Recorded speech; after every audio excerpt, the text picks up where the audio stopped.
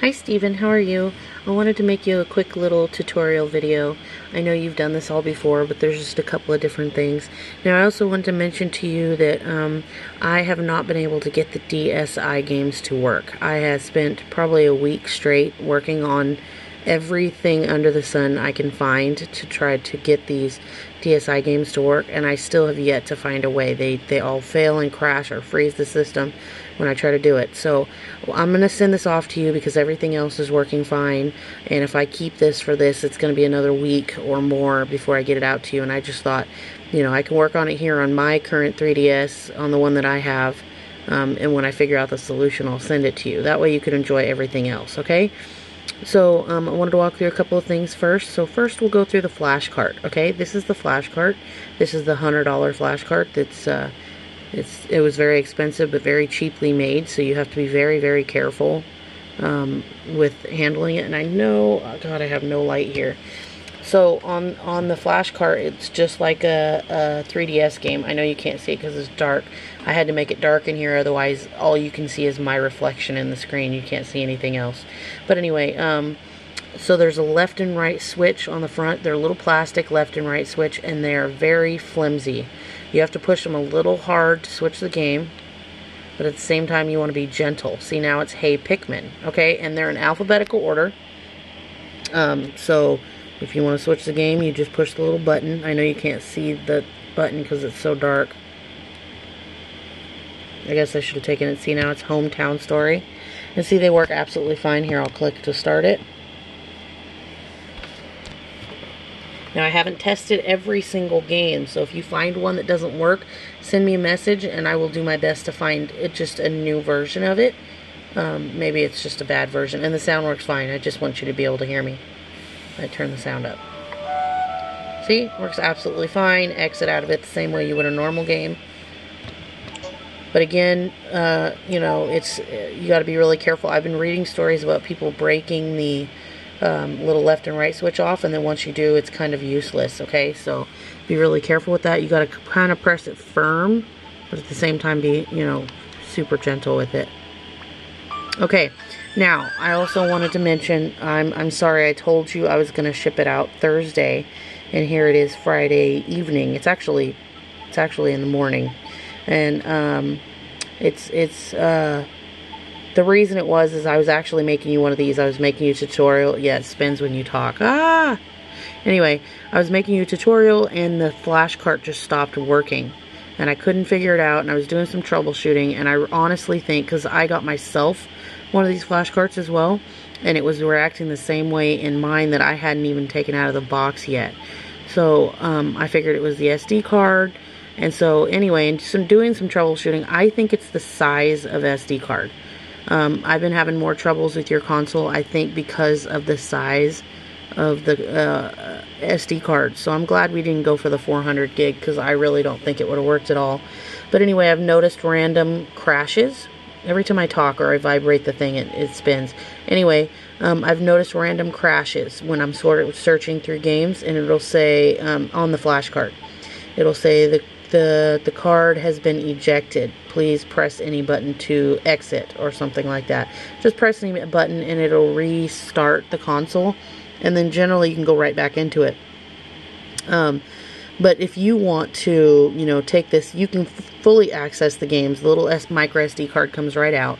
You could put it on, you know, you could put it on your computer, and if you want, which might be an actual better idea, to buy two 128 gigs SD cards, and then just put half of them on one and half on the other, and there's nothing special you have to do. You just, you know, you just plug it in and it plays. Okay, now let's switch games because the horses drive me crazy. Okay, so if you notice, you're switching through games and then all of a sudden no games will show up. Okay, that's the issue I had when I was making your first video. So, you know, I thought maybe it was the flash card and it was broken, so I tried mine and it was doing the same thing. So I thought maybe it was the SD card, and I put in another 236 gigabyte and it was acting weird, and then I put in a 4 gigabyte SD card and it worked fine. So and then once I did that and then I put this one back in, everything works fine. So it's almost like the smaller SD card told it that everything was okay. So I'm also going to send you a micro 4 gigabyte SD card, and it has one game on it. It's just, if anything happens, just take out the big card and put in the 4 gig. Now, I would highly recommend to just buy two 128 gigabyte cards, and just putting half on one and half on the other, because I've never had any problems with the 3DS running 128 gig SD cards. I haven't had any troubles until I tried this one. Even the other SD card in the console had trouble installing the games. It seemed like it had a much harder time. So I'm afraid there might be more crashes, more freezing.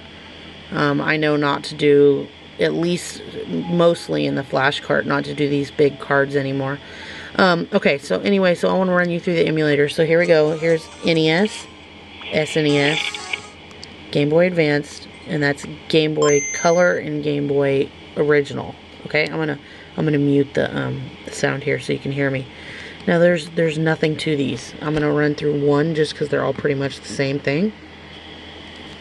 So here's NES, and you can play these games except for Game Boy Advanced, all of them in RetroArch, but I would highly recommend just playing them through here. They're much simpler. There's less crashes and failures.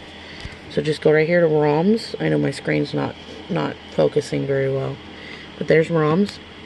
And then, see, this one says Virtua NES right there. So it's NES, so just pick the NES folder. I also added some systems that didn't work, just so they're in there. So if anything ever goes, if I ever get it working, then I can just send you the information and you already have the ROMs. So let's just pick a random one. There's Addams Family, and it's loading. And there's the game. Again, the sound works fine.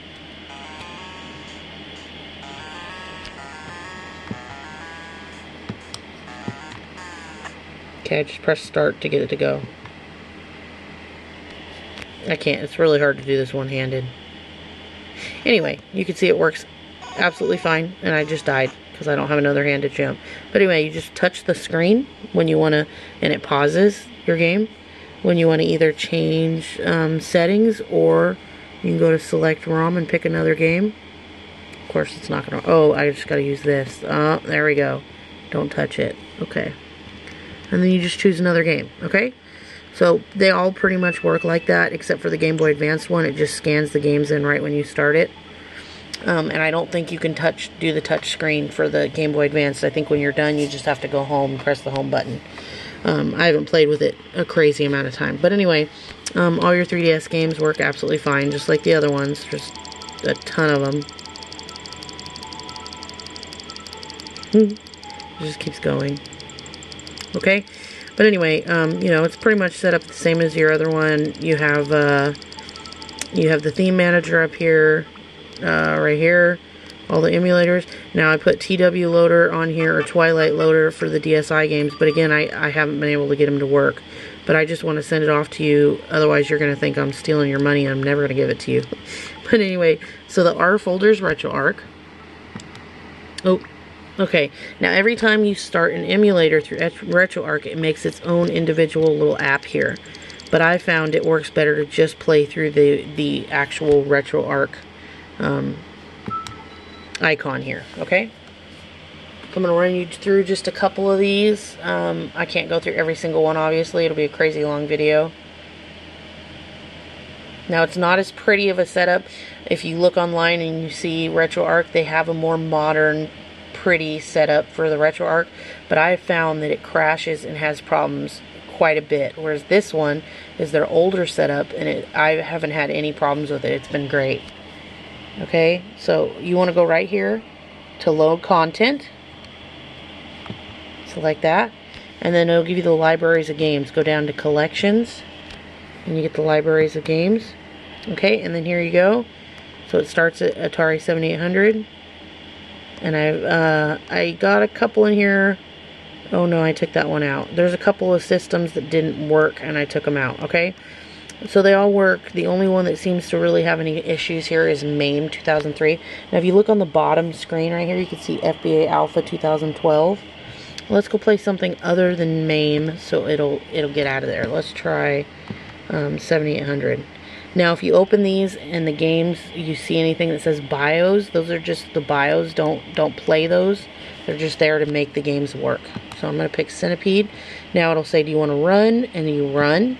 And then it's going to ask you to pick the emulator. Now, most times it'll only have one like this. So you pick Atari 7800, obviously, and then it'll ask you if you want to run the emulator. So it asks you if you want to run the game, and then you pick the emulator, and then it asks you if you want to run the emulator. So I'm going to press run. And man, I have RetroArch on my Wii systems, and I've never had as much trouble as I have through here. This is what's been giving me all the headache. And please don't feel the need to apologize. You didn't do anything. I've been trying and trying. I've contacted the RetroArch company, and I've been having nothing but problems. I was really trying to get PlayStation to work on here. I still put a couple of PlayStation games on here anyway, just in case. But if I ever do get running, you know, I'll send you as many as I can.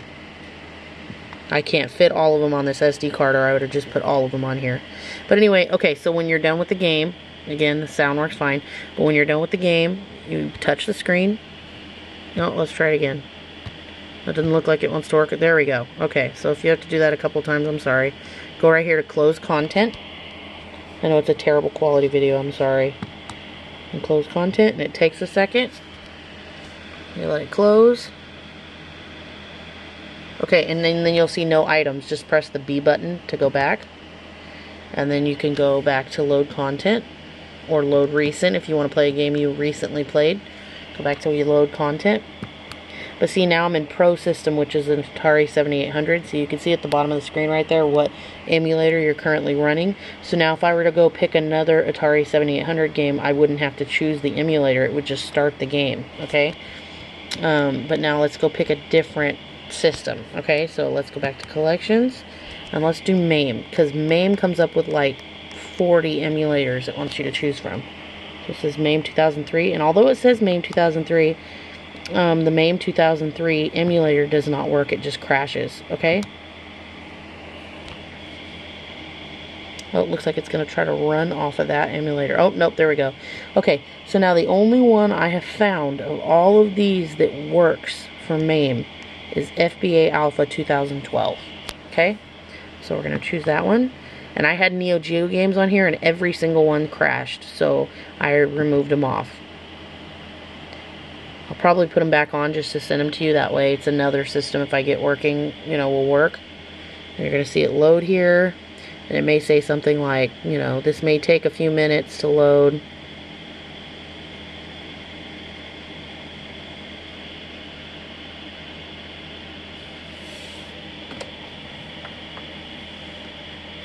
So, you know, if you ever have any problems, please contact me. I'm sorry, everything's been slower than the first time around.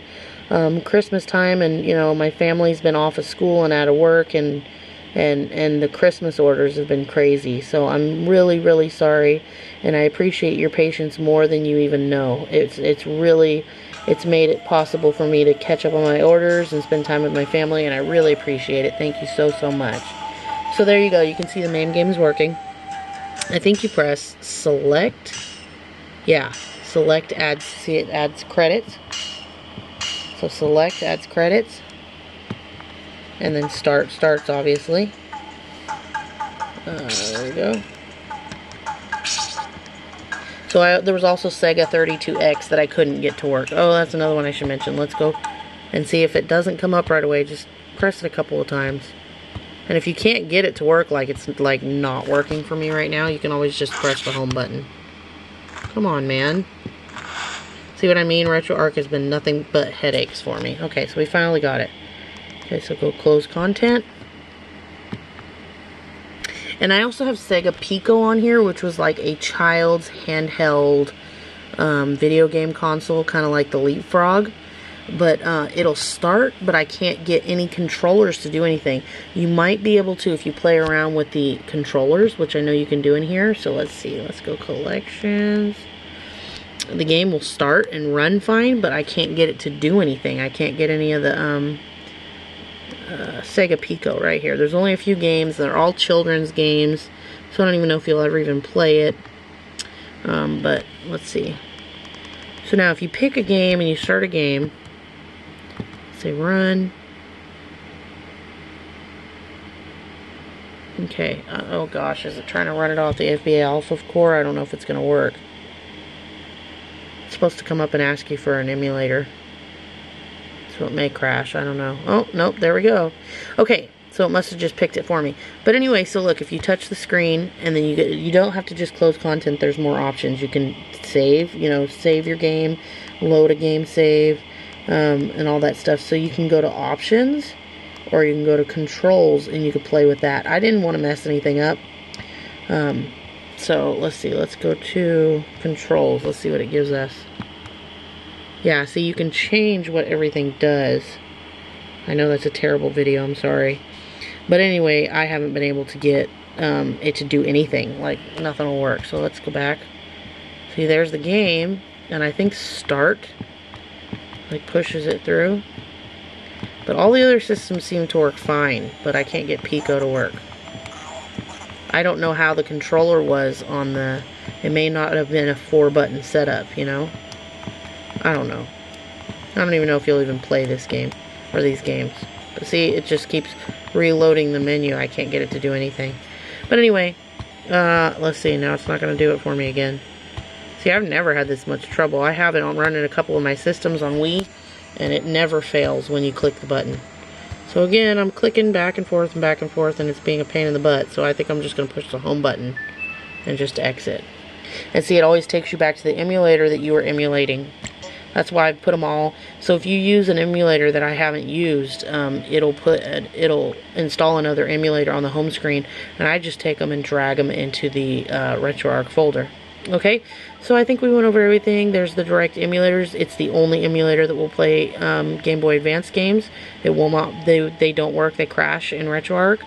I would just stick to these emulators for these systems. Again, the yellow one does original Game Boy and Game Boy Color. I haven't been able to get the DSi games to work, but I'll keep working on it, and I will send you the information as soon as I do. This is the flash cart. You gotta use the little left and right switch to switch games. Be a little push it a little hard, but be gentle at the same time.